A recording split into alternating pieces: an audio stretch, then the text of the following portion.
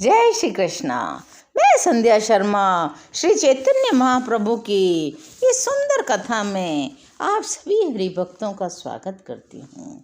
बड़े बड़े विद्वान और धर्म को जानने वाले कहते हैं कि गृहस्थ धर्म एक ऐसा धर्म है जिसमें उसका एक प्रधान कारण है अतिथि सेवा। गृहस्थ धर्म की भारी प्रशंसा इसीलिए की गई है कि मनुष्य अपनी शक्ति के अनुसार अतिथि सेवा भली भांति कर सकता है। भूखे को भोजन देना, प्यासे को जल पिलाना और निराश्रित को आश्रय प्रदान करके सुख पहुंचाना, इनसे बढ़कर तो कोई दूसरा धर्म हो ही नहीं सकता। आप देखिए, कोई बड़भागी गृहस्थ के घर की कल्पना कीजिए। छोटा सा लिपा पोता स्वच्छ घर होता है। एक और तुलसी का बिरवा आंगन में शोभा देता है। हल्दी और कुमकुम से पूजे सुंदर सी श्याम गौ बंधी हो। गृहिणी सुंदर और हंसमुख हो। छोटे छोटे बच्चे आंगन में खेल रहे हों। गृहिणी मुख से हरि नाम का उच्चारण करती हुई रसोई बना रही हो। गृहपति आ जाएं, भोजन तैयार है। गृहपति गोग्रास निकालते हैं। सभी सामग्रियों में से थोड़ा थोड़ा लेकर अग्नि में आहुति देते हैं। द्वार पर खड़े होकर किसी अतिथि की खोज करते हैं। इस तरह कितना सुंदर गृहस्थ जीवन होता है। एक दिन ऐसे ही एक विरक्त महात्मा कौपीन लगाए भिक्षा के निमित्त गांव की ओर आ रहे थे। एक गृहस्थ ने आगे बढ़कर महात्मा के चरणों में अभिवादन किया और उनसे भिक्षा लेने की प्रार्थना की। सदगृहस्थी की प्रार्थना स्वीकार करके संत उसके घर में जाते हैं। अपने योग्य अतिथि को देखकर दंपति उनका स्वागत सत्कार करते हैं। महात्मा के चरणों को धोकर उस जल का स्वयं पान करते हैं। घर भर को पवित्र बनाते हैं। बड़ी श्रद्धा से अपने घर में जो कुछ भी बना है प्रेम से खिलाते हैं। भोजन करके महात्मा चले जाते हैं। गृहस्थ अपने बाल बच्चों के साथ में उस शेष अन्न को पाता है। निमाई पंडित को हम आदर्श सदगृहस्थी कह सकते हैं। उनकी वृद्धा माता तो मानो प्रेम की ही मूर्ति है। घर में जो भी कोई आता है उसे पुत्र की भांति प्यार करती है, भोजन के लिए आग्रह करती है। और लक्ष्मी देवी का तो स्वभाव ही बड़ा कोमल है। वे दिन भर घर का काम करती हैं, तनिक भी दुखी नहीं होती है। और निमाई तो रसिक शिरोमणि है। वे दो एक के साथ बिना तो भोजन ही नहीं करते।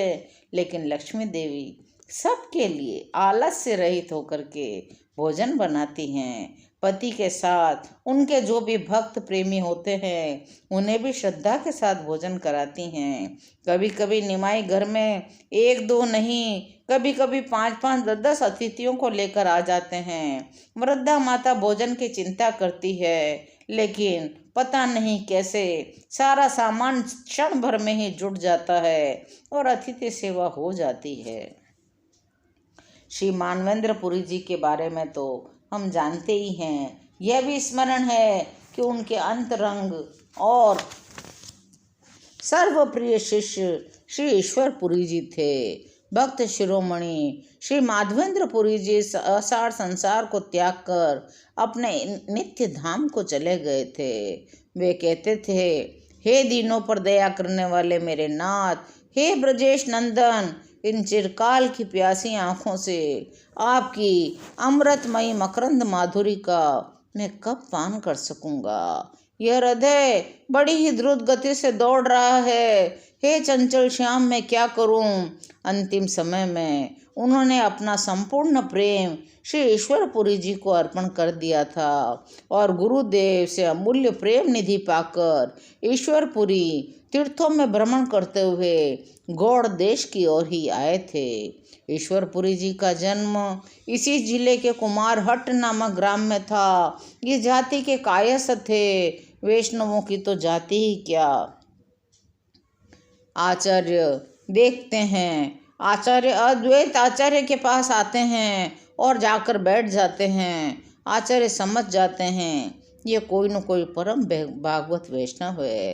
अद्वैताचार्य जी इनका यथोचित सत्कार करते हैं। उनके गुरुदेव के प्रधान और परम प्रिय शिष्य तो उनके गुरुतुल्य ही थे, क्योंकि आचार्य अद्वैताचार्य जी के परम गुरु माधवेंद्रपुरी जी के ये शिष्य थे।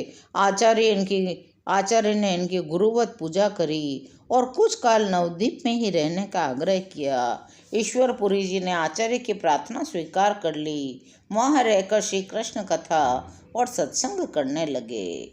ईश्वरपुरी जी ने निमाई पंडित का नाम बहुत सुना था, लेकिन यह भी सुना था बड़े भारी चंचल है, वैष्णवों से खूब तर्क वितर्क करते हैं। एक दिन अकस्मात ही निमाई की ईश्वरपुरी जी से भेंट हो गई। सन्यासी समझकर निमाई पंडित ने पुरी महाशय को प्रणाम किया। दोनों को परम प्रसन्नता हुई। पुरी महाशय तो उनके रूप और लावण्य को देखकर मंत्रमुग्ध की भांति एकटक उन्हीं की ओर देखते रहे। सिर से पैर तक निमाई को देखा, फिर देखा और फिर देखा। जितनी बार वे उनको देखते, उनके हृदय की तृप्ति ही नहीं होती थी।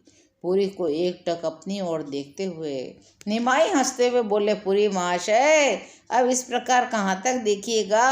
आज हमारे ही घर भिक्षा कीजिएगा, वहाँ दिन भर हमें देखते रहने का सुअवसर प्राप्त होगा। पुरी महाशय कुछ लज्जित तो हुए, परंतु निमाई के निमंत्रण को बड़े प्रेम से स्वीकार कर लिया।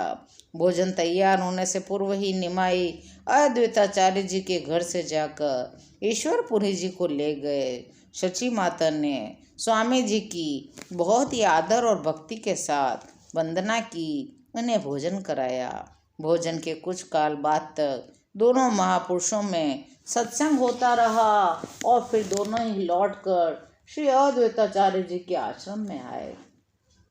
निमाई पंडित पुरी महाशय के समीप यदा कदा आने लगे। उन दिनों पुरी महाशय श्री कृष्ण लीलामृत नामक एक ग्रंथ की रचना कर रहे थे। पुरी ने पंडित समझकर इनसे उस ग्रंथ को सुनने का आग्रह किया।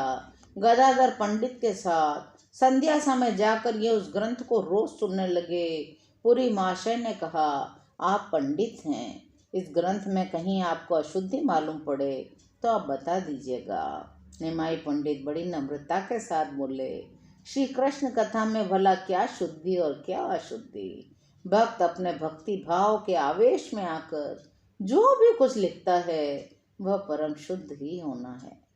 जिस छंद में श्री कृष्ण लीला का वर्णन है वह अशुद्ध होने पर भी शुद्ध ही है। जो काव्य श्री कृष्ण कथा से रहित है वह चाहे कितना भी ऊंचा काव्य क्यों न हो, उसकी भाषा चाहे कितनी भी बढ़िया क्यों न हो, वह तो व्यर्थ है। निमाई पंडित का ऐसा उत्तर सुनकर पुरी महाशय अत्यंत प्रसन्न हुए। वे कहने लगे, यह उत्तर आपकी महानता को बताता है। आपने तो श्री कृष्ण लीला की महिमा का वर्णन कर दिया है। यह कहकर वे अपने ग्रंथ को इन्हें सुनाते थे। एक दिन ग्रंथ सुनते सुनते एक धातु के संबंध में इन्होंने कहा, यह धातु आत्मनेपदी नहीं है, परस्पैपदी है। पुरी उसे आत्मनेपदी ही समझे बैठे थे। इनकी बात से उन्हें शंका हो गई। इनके चले जाने के पश्चात पुरी जी रात भर उस धातु के ही संबंध में सोचते रहे। दूसरे दिन जब ये फिर पुस्तक सुनने आए तो पुरी ने कहा, आप जिसे परस्मैपदी धातु बताते थे वह तो आत्मनेपदी ही है। यह कहकर उन्होंने उस धातु को सिद्ध करके बताया। निमाई पंडित बड़े प्रसन्न हुए और कहने लगे, आप ही का कथन ठीक है, मुझे ही भ्रम हो गया होगा। पुरी जी के समस्त ग्रंथ को निमाई जी ने पूरा श्रवण किया। इस ग्रंथ के श्रवण करने पर उन्हें बड़ा ही सुख प्राप्त हुआ और यहीं से धीरे धीरे इनके अंदर श्री कृष्ण भक्ति प्रस्फुटित होने लगी। ईश्वरपुरी जी के प्रति भी इनके मन में एक आंतरिक अनुराग उत्पन्न हो गया। कुछ काल के बाद अनंतपुरी महाशय नवद्वीप से गया की ओर चले गए और निमाई पूर्व की भांति अपने ही पाठशाला में पढ़ाने लगे। आज की यह सुंदर कथा यहीं विश्राम लेती है। शेष कथाओं को सुनने के लिए चैनल को सब्सक्राइब करिए और मेरे साथ प्रेम से बोलिए, हरि बोल, हरि बोल, हरि हरि बोल।